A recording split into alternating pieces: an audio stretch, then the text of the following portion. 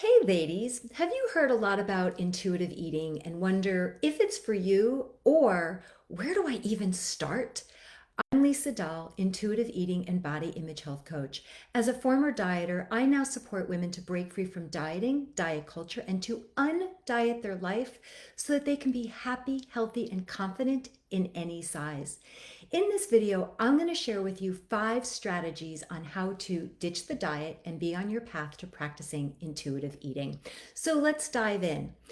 I know as a former dieter, if somebody had told me 5 years ago to stop dieting, ditch the diet, and do these things, I would have absolutely said, no way, not me, never. Now, 5 years later, I am now not only not dieting, I now support women to break free from dieting and to learn the practice of intuitive eating. And when I use the word practice, that is one of the most important words that you're going to hear when I talk about intuitive eating. Because when we ditch the diet, it takes time, patience, practice, and self compassion.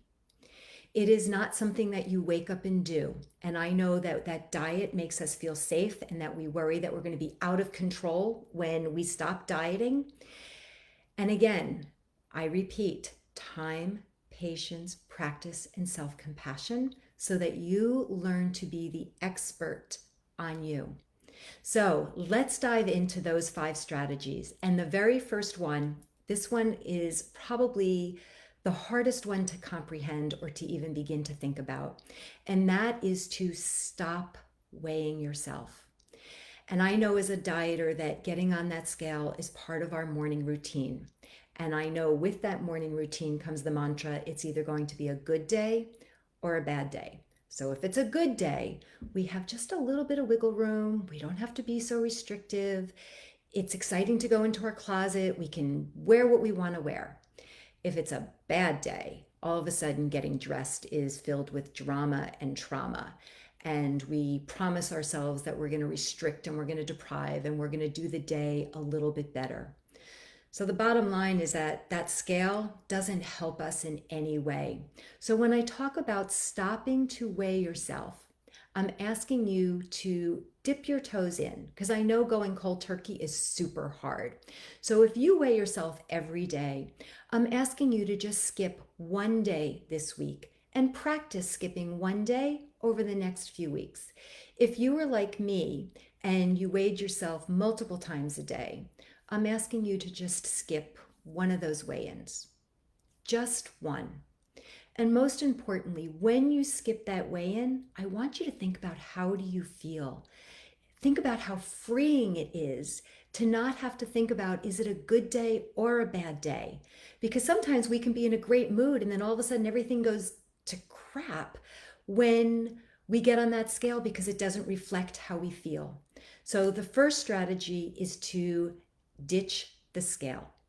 Second strategy is to focus on your actions and your behaviors versus the destination. And when I'm talking about the destination, I'm going back to that number on the scale so that when we do these things, whatever they are, we're focusing on how those actions and behaviors make us feel in that moment in time, not because we think it's going to get us to this magical number that may or may not be there and most likely will not be able to be sustainable.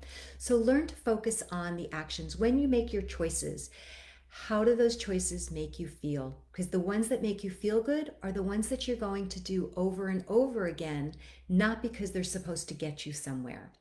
The third strategy is to connect your mind and your body and to start to ask yourself, what are you thinking and what are you feeling? What do you need? And sometimes the answer is food. And sometimes it's important to really be quiet. What are you thinking? What are you feeling? What do you need? If you have had a crazy, chaotic day, maybe you need just 5 minutes of quiet time. If you have been isolated and by yourself, maybe you need to call a friend and have some connection. If you've been working in a closed room with very little light, maybe you need to go out in nature. Learning to ask yourself, what do you need? What am I feeling? Learning the practice of becoming the expert on yourself. Learning The fourth strategy is to learn to honor your hunger. And again, as a dieter, I know this one is super hard. And it is about letting go of being told what to eat and when to eat. Learning to feel what your hunger signals are. And newsflash, we all need to eat. Our hunger is designed to help us survive and thrive. So learning to honor your hunger will also make a difference in your relationship to food and body, because when you eat when you're hungry, you no longer will binge and have to eat everything in sight, that you will have more quote unquote control than when you are on your diet.